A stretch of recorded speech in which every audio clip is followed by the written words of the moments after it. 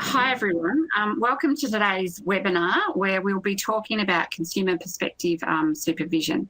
My name's Verinda Eden and I work at VMIAC, the Victorian Mental Illness Awareness Council, the peak consumer organisation. We'll just go through the other presenters and ask them to do a brief introduction, and then I'll talk a little bit about the rest of the day, the rest of the webinar rather. Nino? Hello, I'm Nino De Pasquale. I'm the Director of Nursing at Barwon Health's Mental Health, Drug and Alcohol Services, and I've worked across a number of mental health services and worked closely through my career with consumer care representatives and lived experience workforce. Thanks, Nino. Ayla? Hi, my name's Ayla Lyon. I'm a consumer consultant based at Southwest Healthcare down in Southwest Victoria. Thanks, Ayla. So today we're going to be talking about the supervision framework that has been developed over the last 2 years. A couple of things just for you to know while we're going through the webinar is that if you there's a blue hand icon. That's where you go to ask a question. So you can ask a question at any time. You don't need to wait until the slides are finished. If you've got a question, put it up there and it will come through to us when there's a gap or when there's an appropriate time for us to respond to the question. There's also a light blue icon that is for downloadable resources. There you can download the consumer perspective supervision framework that we're talking about today. So if you don't already have it, go there and grab yourself a copy of it. At the end of the webinar, there'll be a link to a post-webinar survey, and we really ask you to stay online at the end of that and complete the survey for us, because that will really help us moving forward in this project. Okay, so a little bit of background. The Consumer Perspective Supervision Framework came out of some work that's been done by a group of consumer workers over the past 2 or 3 years, as I said before. What we'll be talking about in this webinar is the values and principles that are embedded in the document, some of the unique things about consumer perspective supervision and why that's important, the benefits and outcomes of consumer perspective supervision. So why is it important? What are the outcomes for both the workers, consumers using the service and the service itself, and promoting consumer perspective supervision in mental health services. So the framework, as I said, this is an outline, I guess, a picture of the document if you go and download it.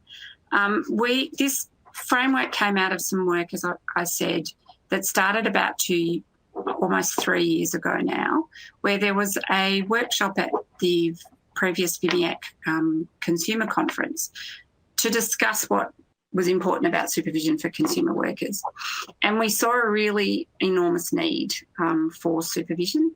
We were expecting about 15, maybe 20 people in the room and got close to 60. So it was quite a significant sign to us that this was a really important issue for us to pursue. After that, myself, Kath Roper, Wanda Bennett, Neil Turton-Lane put together a bit of a document and went to the department, and the department was able to fund us to undertake this project. We employed a project worker. We did a whole range of consultations, both with consumer workers, with services, with people that do consumer perspective supervision.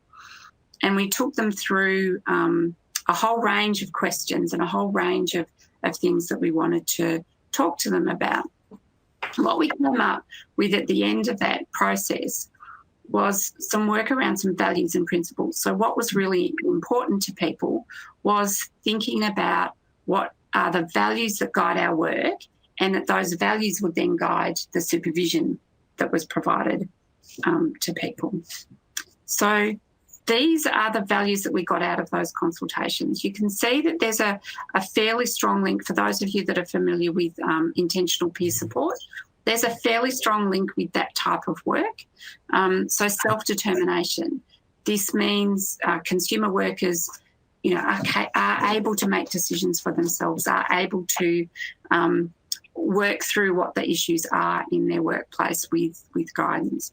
Connection, so consumer workers working together, being connected to each other and being connected to having a connection with the supervisor. Mutuality, this is a really interesting thing and is quite a different aspect of consumer perspective supervision to what people might traditionally see as clinical supervision. So in consumer supervision, it's a reciprocal relationship between the supervisor and the supervisee, and it's not that usual thing that you see in supervision of the expert and the novice person in the field. I know that that's not all clinical supervision, but that's where it tends to sit. And in consumer perspective supervision, we're saying it's quite different than that, and it has this sense of mutuality. So we come from a perspective of that lived experience being an expertise. It's a discipline of itself. Responsibility, and this goes to both self-responsibility, but responsibility as a unit, the supervisor and the supervisee, sharing the responsibility of ensuring that the relationship and the supervision moves forward. Authenticity.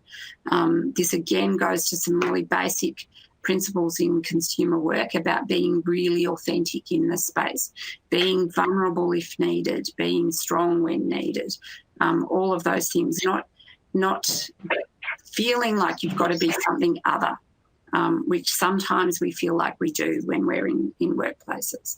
But in this space, being really authentic to each other. Absolute transparency. Again, this is a basic principle in consumer work, and it talks to the issue of being quite clear with each other about what you expect in the relationship and what you expect to get out of the work together. Hope, I think most of us will again accept that hope is quite central to the work that we do. Having hope for a future, but also hope for difference, hope for change, hope for something else that we're working towards. And curiosity, this came through not so strongly in the consultation in the focus group, original focus groups. It came through really strongly in the final consultations we did to finalise the framework. And it was a real strong sense of, again, moving away from the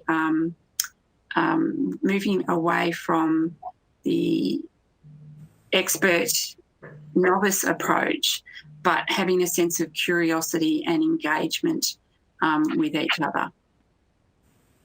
Okay. So who can provide consumer perspective supervision?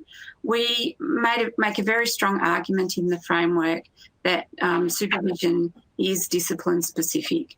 So in the same way that it would only be in a rare occasion that a nurse would receive supervision from a different discipline, we have the same principle. If a consumer worker is receiving supervision from someone who doesn't understand the work, then it's not going to be of as good a value. It will still be valuable, but not as good a value as someone who is familiar with the work. We don't go so far to say that you have to have experience within that service or experience within that space, but you do need to have experience working within services and working from the consumer perspective. Again, this is a point about being really careful about someone saying, I can deliver consumer perspective supervision because I have a lived experience. If you've not actually worked as a consumer, whether you've worked in the mental health system or not, if you haven't actually worked as a consumer in the system in some capacity, then you can't be quite across the issues that consumer workers have. So it is really important to think about this as a discipline-specific work. That there is some value in thinking about both internal and external consumer perspective supervision. It's not to say that everybody needs both, but the option should be there for people.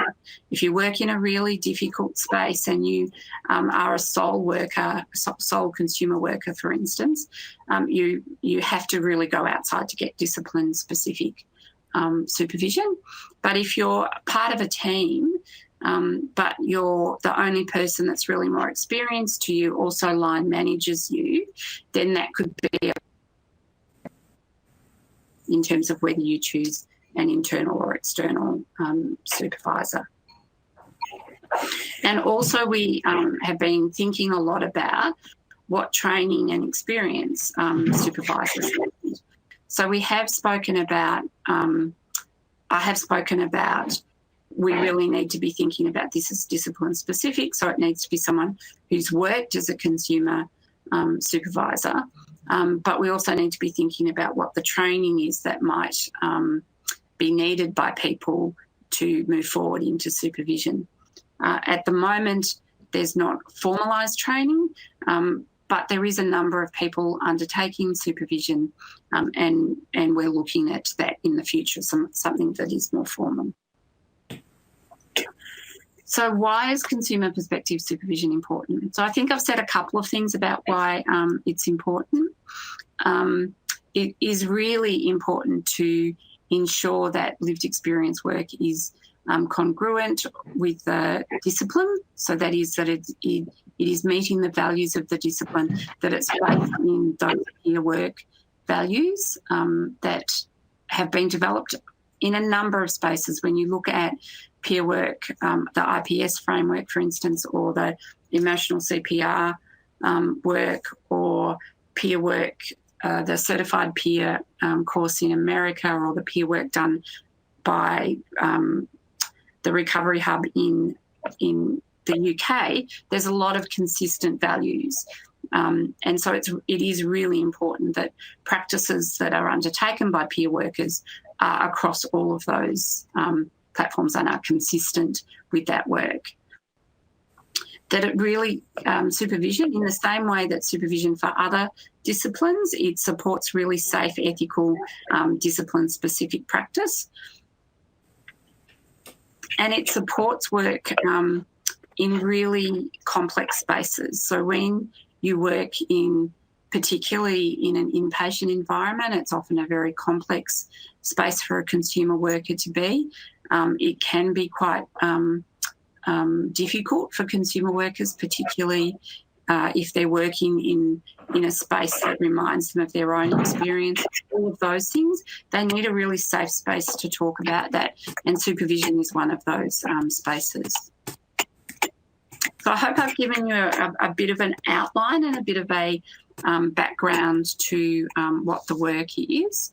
And I think we might start with answering, going to Ayla to answer this question, Ayla, of why do you think it's important to acknowledge that consumer perspective is a unique discipline in the field of mental health? I think it's incredibly important to acknowledge that it is a unique discipline in mental health and a valuable part of the multidisciplinary team. I think all of the research points towards that as well.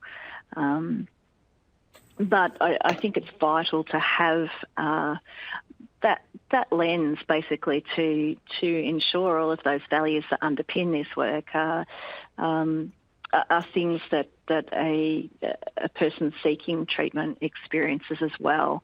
That there is, focus on the values that you just mentioned, Verinda, the self-determination, connection, mutuality, all of those things. It's really vital. And I think in order to do that, particularly in my situation, when I began consumer work, I was very isolated and I had no reference points. And it was only really once I was supported by my service to seek discipline-specific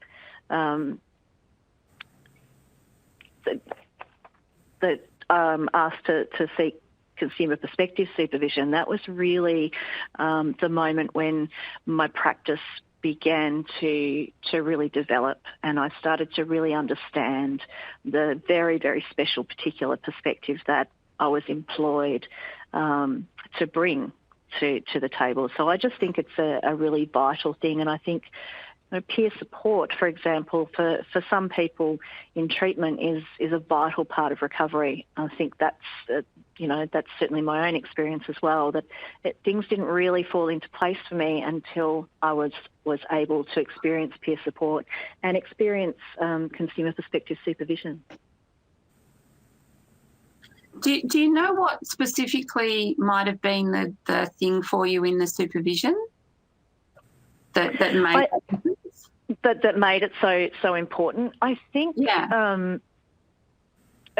I think probably the level of trust and the level of safety that occurred within that relationship, and it really was a case of other people that I spoke to, while they were very supportive, this is outside our own discipline, while they were very supportive, they didn't really, we talk about getting it, I suppose, from a peer perspective, and it wasn't until I had consumer perspective supervision that I felt somebody else really got what I was trying to say, really got some of the issues that I was having, realised that some of the work we do is oppositional in nature. And it was a very special experience and very supportive experience for me to be in a situation where the person I was talking to actually got that. And it was very much around being able to honour those experiences, which was something that I hadn't experienced in previous situations at all. So it was a really special and nurturing experience for me, and something that definitely shaped my practice and continues to shape my practice. Thanks, Ayla. Nino, do you have any reflections from a nurse manager perspective? Yeah, I do. I think one of the interesting things Ayla said was the getting it, and that we, as health professionals, as clinicians, we think we get it, but we don't necessarily get it in the way that we would like to think we do.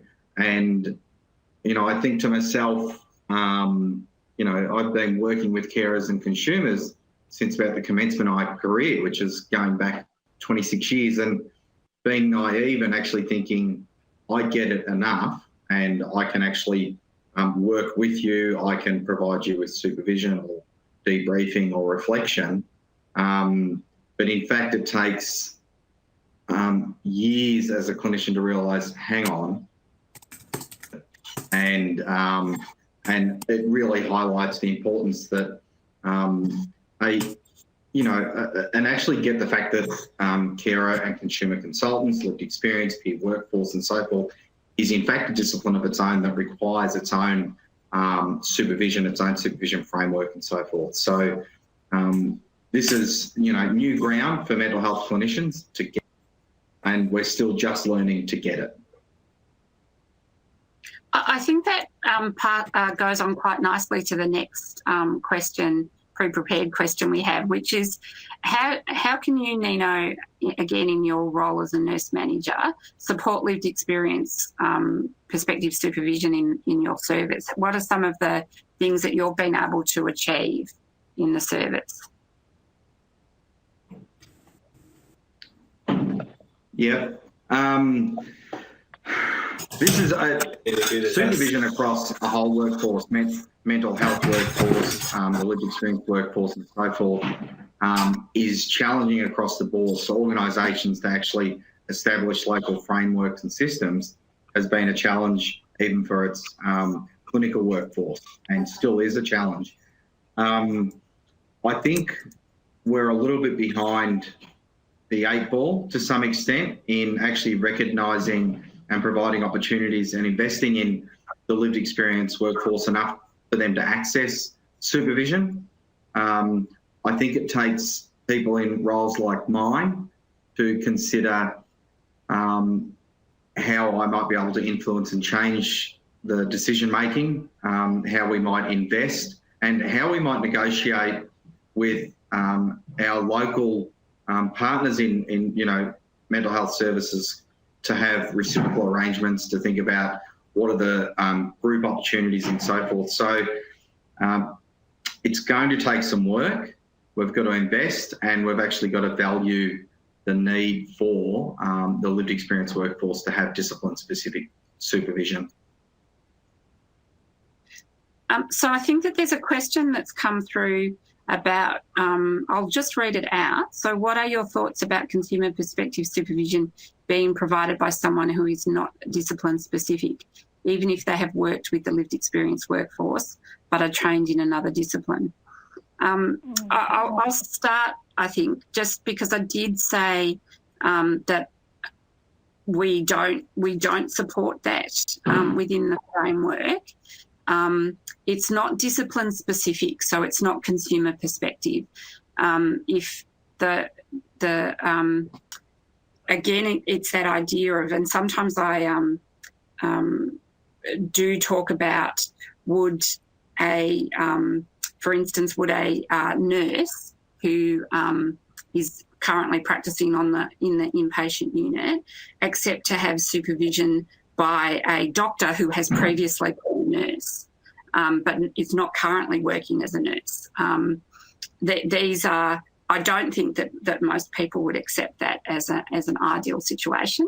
And so for us, what we talk about is you need to actually be in that space, really strongly understand and have lived through some of the issues that consumer workers face in order to really stand alongside someone.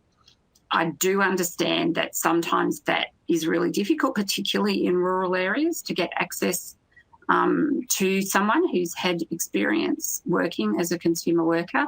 And we are working towards fixing that, if I can put it that way. But the first principle should always be that if you haven't worked as a consumer, then you probably shouldn't be providing consumer perspective supervision. You can provide a whole lot of other things, but not consumer perspective supervision. Ayla, do you have a comment about that? Look, I agree with what you've said, Verinda. It's not to say that that there's no value in having a relationship with somebody of another discipline and working through issues. There's certainly value in that, but I definitely think it is impossible to provide lived experience supervision if you don't have experience as a lived experience worker. And I would say probably reasonably recent experience there as well. So, definitely probably not more than sort of 10 years. But I think, not that I don't think we're saying that those types of supervision situations are worthless. Certainly not saying that at all. It's just that the best supervision you can have is from somebody of the same discipline. So ideally, that's what we would seek to make happen. Particularly, obviously, Nino mentioned earlier that we have particular challenges around that rurally, but I think there are ways to get around that, and certainly I've been in discussion with a number of other people who are suggesting swaps between services, group chances for group supervision and reflection. So I guess it's just going to require us thinking creatively around the issues and, eventually making sure that everybody has access to discipline-specific supervision. Yeah. Nina, do you have anything that you want to add to that? Yeah, I do. I think one of the important things to note in terms of supervision and supervision relationships, the notion that, supervision provides the opportunity for both the supervisor and the supervisee to kind of learn to reflect and have an experience of growth together. The issue in my own personal experience in working closely with lived experience workers is that my own curiosity as a supervisor actually can promote this kind of selfish need for me to understand and want to understand. And I think that then also takes away from the relationship and providing a platform for the supervisee, which in this case is a lived experience person, actually getting the best out of the supervisor. And that can only happen, I believe, in a relationship where you have two people with a mutual experience, lived experience. And so that's something I can't do as a nurse with a lived experience worker. I can certainly provide some kind of supervision depending on the needs of the individual and what they're seeking, but I can't provide that authentic mutual lived experience that you would expect, and especially as the framework outlines it. And I think that that's correct in the same way as I wouldn't seek supervision about my professional practice with a medical person such as a doctor or a psychiatrist. I might go to them for more generic supervision, but not around my nursing practice as such. Thanks, Nino. The next question that we sort of thought that might be of interest to people is to sort of think about what the benefits and outcomes of consumer perspective supervision are. There are a lot of benefits both to practice, and I think Ayla really nicely spoke about the benefits that she personally received from doing consumer perspective supervision. Another outcome that's often really a little bit overlooked, I think, is outcomes for consumers. If you've got a really supported consumer workforce, they're going to be supported to engage with consumers much more readily and with more rigour and more I think rigour is probably the right word, around the work and using intentional peer support type frameworks or other frameworks as decided by the service and the consumer workers.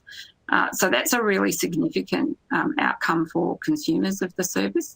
And there's really good evidence about a well-supported consumer workforce having really quite significant impacts on outcomes for consumers. So I think that's really worth thinking about. Nina or Ayla, would you like to say anything about that? Sorry, Verinda, I just missed that last bit. Could you just repeat the question for me? Yeah, so it was about what the benefits and outcomes of consumer perspective supervision is. And I had said, I think that we've spoken a bit about the benefits for individual workers, but I also mentioned about if you've got a really good, well-supported consumer workforce, they're going to be able to better engage with consumers and engage with them with more rigour around work. I absolutely agree. I think, when you first start this work, there's a great deal of uncertainty that you potentially need guidance around. And you need guidance, that discipline-specific guidance around it. But I think, if you have a well-supported peer workforce that are able to get the answers they seek, that feel well-supported, that are able to really authentically engage with consumers they're working with, but have backup, have somebody they can go and talk things over with, exchange ideas with. I just believe that discipline-specific supervision has huge implications for practice.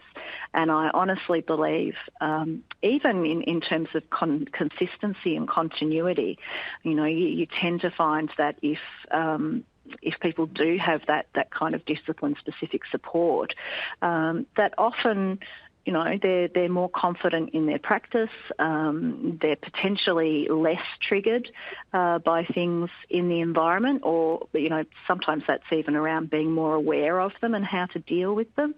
Often there's less sort of associated sick leave and those kinds of things going on. I think also that the person is engaged in with the discipline-specific supervisor in the same kind of relationship that they're forming, hopefully, with the consumers that they're there to support and form relationships with. So I think it has enormous implications for our engagement with consumers and enormous implications for services understanding the needs of those consumers as well and being able to respond to those. Nino, the question... I really like what Ayla said about, especially about the relationship between the supervisor and the supervisee, and in fact, how that parallels then how a lived experience worker, and especially a beginning worker, might then work with consumers, so that they're actually learning a whole skill set from just the process of participating in supervision. And I think that's really unique and important to experience that with a lived experience worker. There's no benefit, for example, if I go back to myself, there's no benefit in describing how I might work with a consumer because I'm coming from a clinical lens. So if I'm describing that to a lived experience worker, basically then I'm influencing them to work in the way that a clinician does, rather than how they might work as a lived experience worker in a unique and authentic manner. So I think, Ayla, that's probably the standout comment, that parallel that a person receiving lived experience supervision can take into the workforce and into their field of practice. Absolutely. Yeah. There was an interesting question here, which I think may have been sparked a little bit, Nino, by your comments a few moments ago, which is about what are our thoughts on the voice of consumer perspective supervision in a clinician's supervision. Do you want to start with that, Nino? I've got to get my head around it. Can you ask it again? So, what are your thoughts on the voice of consumer perspective supervision in a clinician's supervision? So the use of consumers doing supervision for clinicians. Oh, look, I actually think that's amazing, you know, and to work towards that space would be incredible, because I think that's the thing I mentioned earlier, and it might have been sparked by my comment, that where I've been involved in the supervision, whether as a manager or as a peer working alongside a lived experience worker, is that I become so selfish in my own learning, wanting to hear and understand and to learn from them, that I actually can't truly facilitate a supervision process for them. But for me to have a dialogue, whether it's in a supervision kind of framework or however that might be, to help me understand and to help have a lived experience lens reflected back at me, is absolutely valuable. There's huge value in that.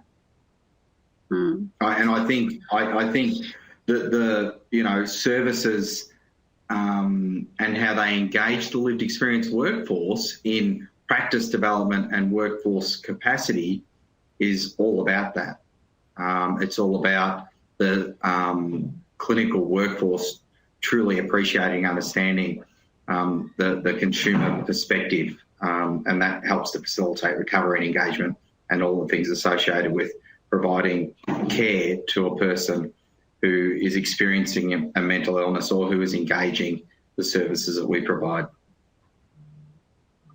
Yeah, I think I've had experience giving supervision to a nurse, and it's a really interesting process. And I think that I hope that they would still say that was valuable to them.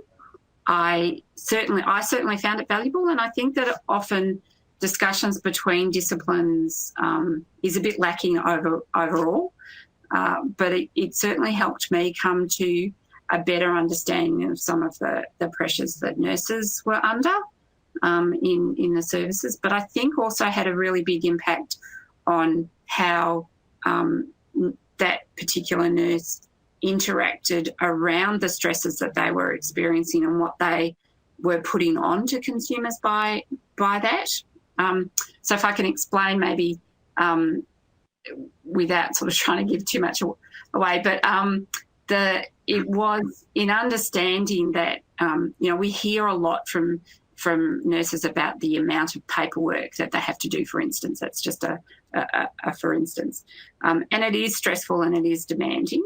But when a consumer's really in an inpatient unit in a really distressed space, hearing about your problems with paperwork doesn't actually help the relationship.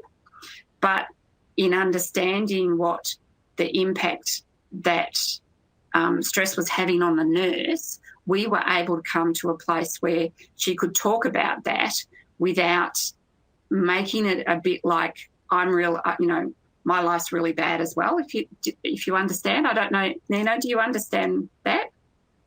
Yeah, no, I think that's really useful, and I think that it really takes if I was thinking about could I come to a point of that and reflect that back to a nurse if I was supervising a nurse, maybe, but I can maybe do that now, but I wouldn't have been able to do that 10 or 15 years ago. So you being able to truly reflect on, the experience of a consumer and how the behaviours and interactions of a nurse might, block engagement or how it might facilitate engagement can only come from a consumer voice. It can't come from someone of the same professional discipline unless they have, lots of experience and I hate to say it, kind of expertise or at least can even reflect on it from something that they've been told from a lived experience worker, from a consumer. So, Verinder, the next time I'm talking to my nurses about how they complain to consumers about the paperwork and the time, I'll use exactly that example to feedback because I think there's a lot of value in that. Mm. Ayla, do you have any thoughts about consumer perspective supervision to clinicians? Look, I think any kind of forum where we are able to, communicate really honestly and I guess some of it, I sort of hear the intentional peer support and the idea of worldviews and different worldviews and how we explore those kind of coming through when I'm thinking about this question. But I think any situation where we're honestly able to exchange views and understand each other more is incredibly important, whether that happens in that situation of supervision or whether that happens in other kind of forums. I think it's incredibly valuable. And I think, even as consumer workers, lived experience workers, we need reminding occasionally. Sometimes you can get caught up and I guess it's just really important for all of us in all disciplines to remain really connected to the values behind it and remain really connected to what we're all trying to do because we all want the same things. We all want people to have the best life that they can for themselves. And sometimes I think, competing demands can get in the way of that that goal and that real need that we have to transform our communities and to make our communities inclusive, friendly places and to nurture our mental health. That's really good points, Ayla. Thank you very much. Because that's what it comes down to in the end, isn't it? About having our communities that are nurturing spaces. Absolutely. There's a question that's come through about asking about what the key points are that we need to keep in mind when providing supervision education to groups of both clinicians and lived experience workers. I'm not sure if that's meaning if they're in the same supervision training or just separately. What do we need to think about? I actually think there's some real value in doing supervision training for both clinician with a mixed group. But I do think also that there needs to be any training that's conducted in that way needs some separate space as well to think about what the discipline-specific things might be needed in supervision. But I do think that there's value in learning from each other around some of the skills and some of the knowledges that you might need to undertake supervision. I think in terms of key points for thinking about what consumer supervisors might need to support them is, again, sort of coming back to the principles and really thinking about those values and principles of consumer work and being really strong in that, that this is a space of mutuality, the respect, the accountability, responsibility, autonomy, self-determination, all of those things are really important to keep in mind when talking about supervision. I think that the couple of opportunities that I've set in training for supervisors, it does come a lot from that perspective of expert and novice, and that's really not what we're sort of working towards in this framework. The one exception to that I would have to say is action learning sets, because that because that model of questioning, of that Socratic questioning, it's a much more mutual space. And so that's something that I've used when I've done supervision and found it really, really useful. It's also really great in group environments because you share that learning across a group.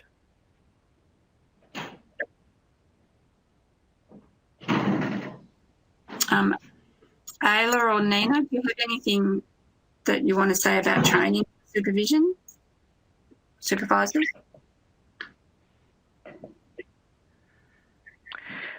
I'm really interested. Oh, you go, Ayla. No, sorry, you go ahead, Nino. No,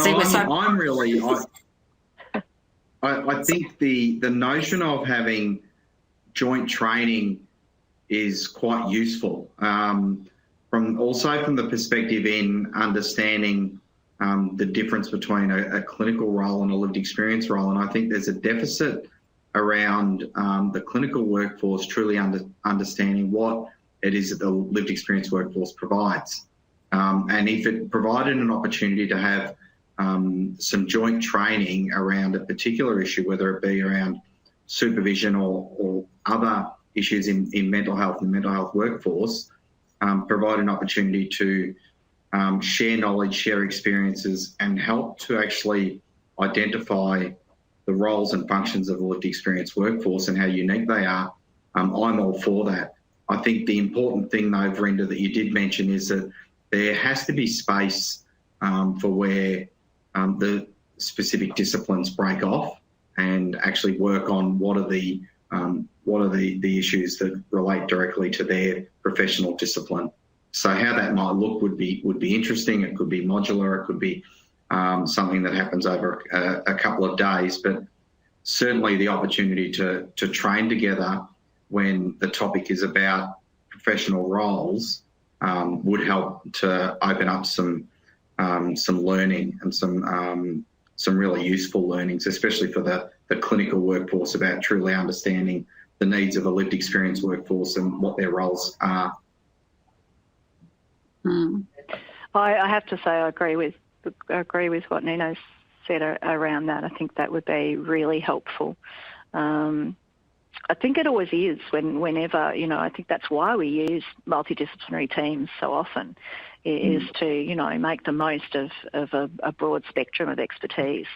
And I think, joint training would go a long way to increasing understanding between disciplines.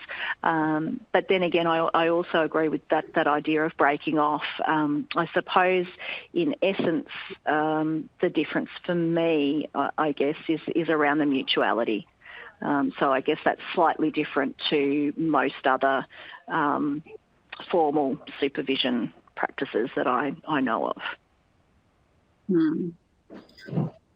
So there is there's a question around what's being done at the moment about developing training for peer workers to become supervisors, and this webinar is part of a project that's been looking at what the needs are for training for supervisors.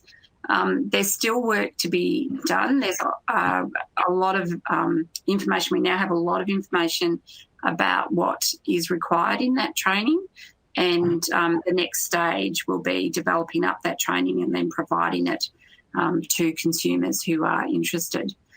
We've also been thinking about how can we create a database, if you like, of people who can provide supervision, and a couple of options have come up. And the project team has been working with the Centre for Mental Health Learning, thinking about where a database like that might sit and how might people access it. And part of that too is the question that we've not yet answered, really. We've asked it a lot of times, but we haven't yet answered it, about, I guess, accreditation or recommendations. How do we know if the person's on the database that they're actually abiding by the principles of consumer perspective supervision? That's a constant question for us, and something that we're still in the process, still in sort of processing around that. At the moment, as I said, I know a number of people that have done some clinical supervision training, and we've had a variety of responses about that. So people have reported back to us about that. It doesn't really meet our needs at the moment, but there are things that people can learn from it. So it's one of those situations where I wouldn't recommend it, but I wouldn't say, no, don't do it. And I hope that's not too muddy for people to think about.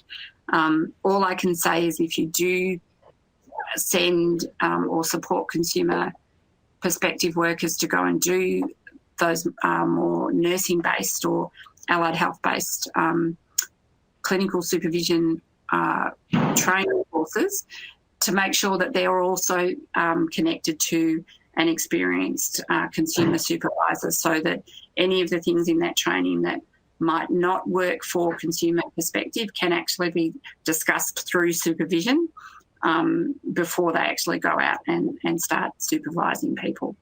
It is, of course, important for people who are doing consumer perspective supervision to themselves get supervision.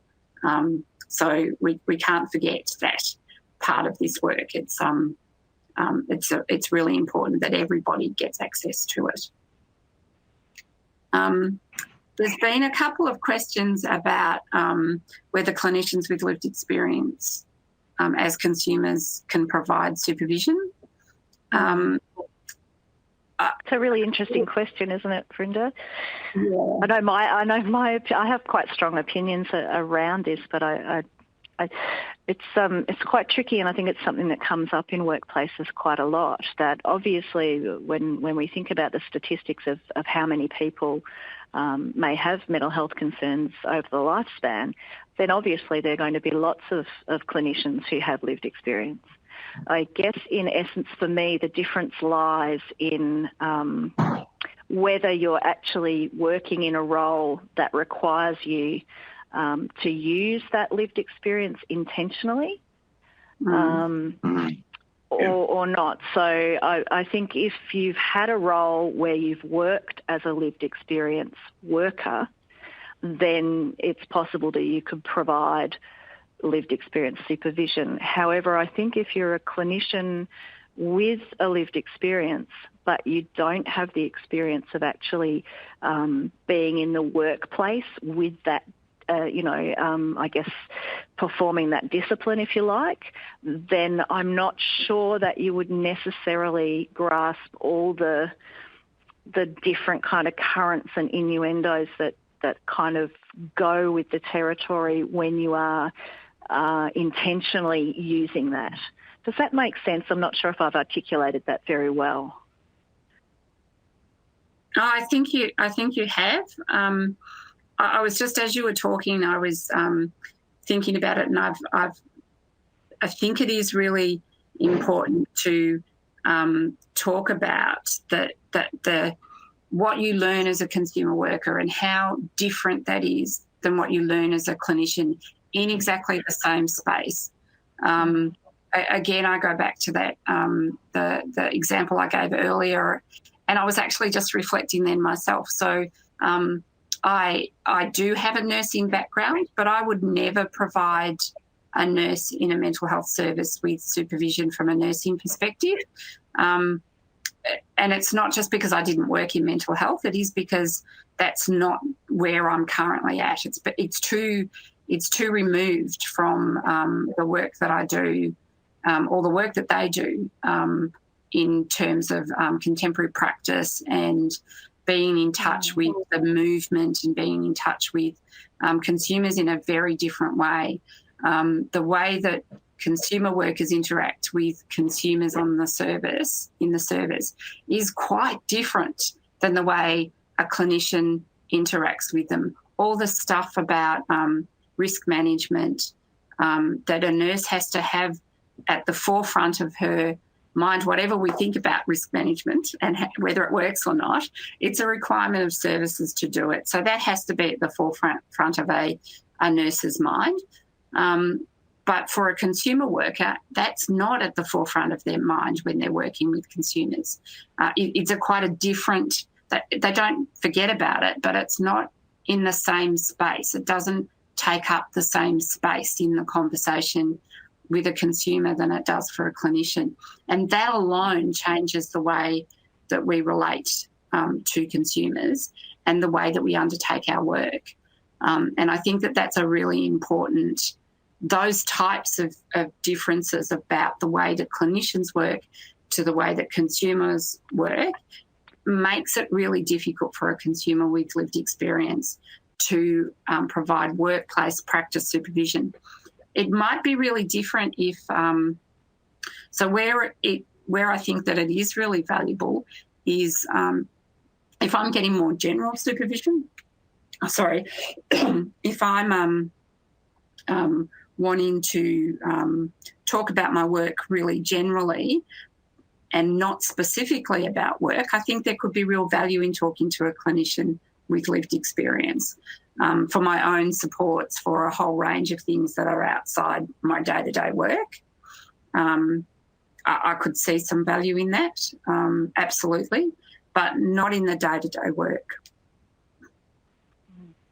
And that's not to, that's not to dishonour anybody's lived experience either. And there's an enormous amount to be gained with communicating with anyone. But I guess there's the lived experience, and then there's the working intentionally with that lived experience, and both are something that are kind of required along the way. Yeah. There's an interesting question about co-reflection space, and I'm guessing that this is about maybe group or multidisciplinary space that's co-reflecting on the work. And it's asking about whether that needs to be facilitated by a practice lived experience workforce, or is it okay to have other disciplines facilitate the space? If it's multidisciplinary, absolutely, it's okay. And in fact, there's some real value in having that space facilitated, the facilitation of that sort of co-reflective space rotate, I think, and have different disciplines facilitating it. Nino, you responded to that? Yeah, no, I think you're right. I think if you've got the multidisciplinary team and that you're doing a closed reflection practice group or something like that, that you could rotate the facilitator and co-facilitator, and actually have a really kind of shared experience from a range of views. I did want to comment too, just quickly on the previous question about, clinicians with lived experience providing supervision to the lived experience workforce, in saying that I agree with Ayla. If the clinician is working in a lived experience role, then I think there's capacity for them to provide supervision in the lived experience space, because if the intent is about supporting the role of the lived experience worker, they need to have that experience themselves, especially with this as a really emerging and new discipline. But if the worker's not working in the lived experience role, and if the supervision, like you said, Verinda, is about your own kind of individual practice supervision that is not necessarily about just working in a lived experience role, there could be benefits to it. But certainly for a lived experience person, especially a beginning person,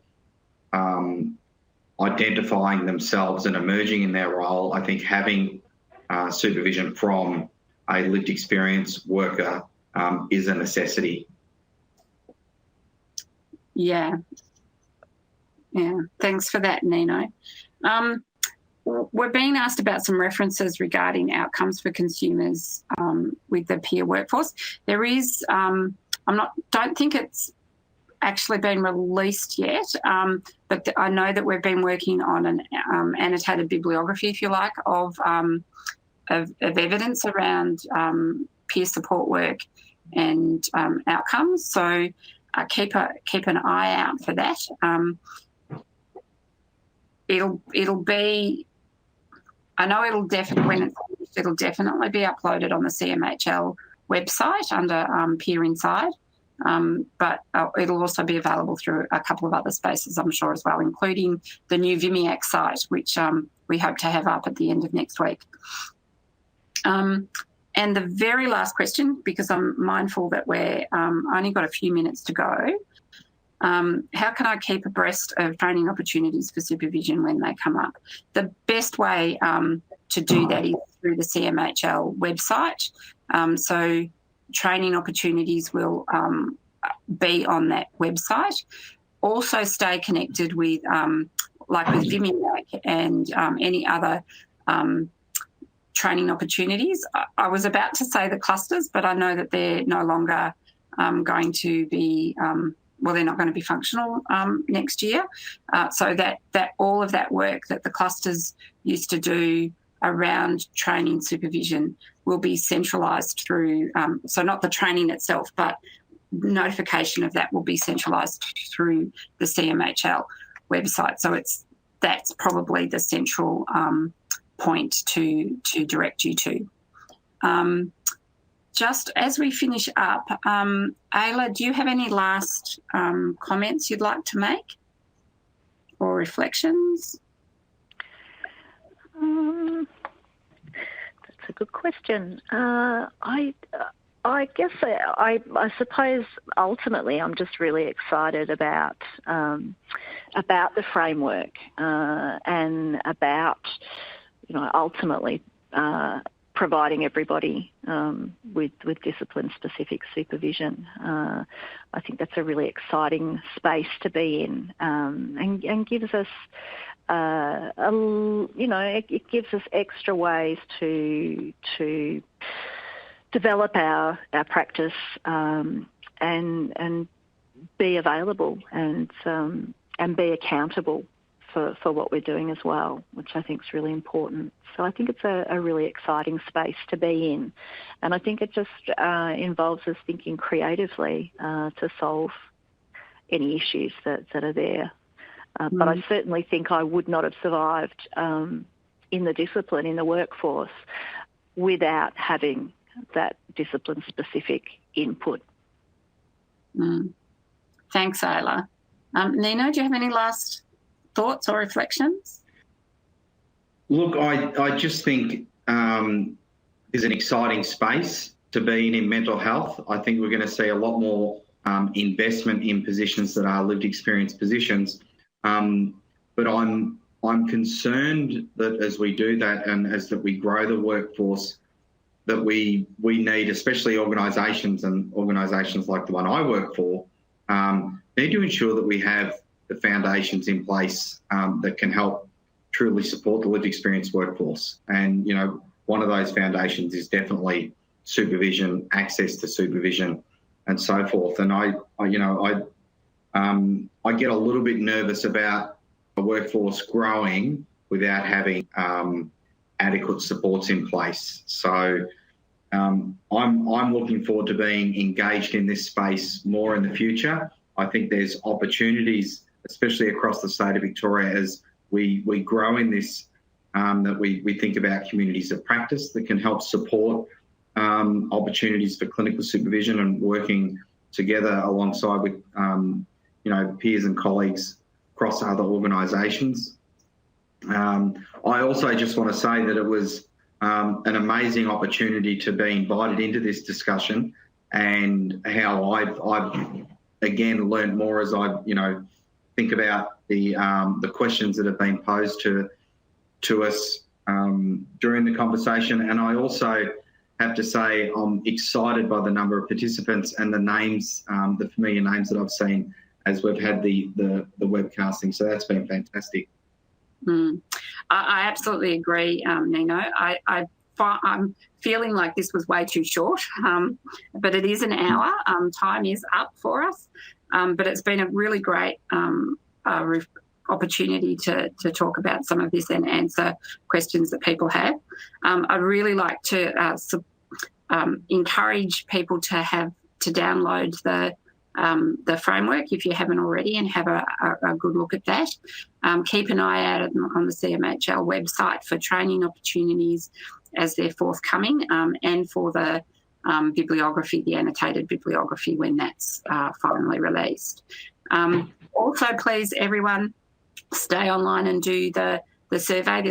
That's really important for us in terms of our evaluation not only of this, but feeds into the rest of the work that we're doing. Okay, thanks very much.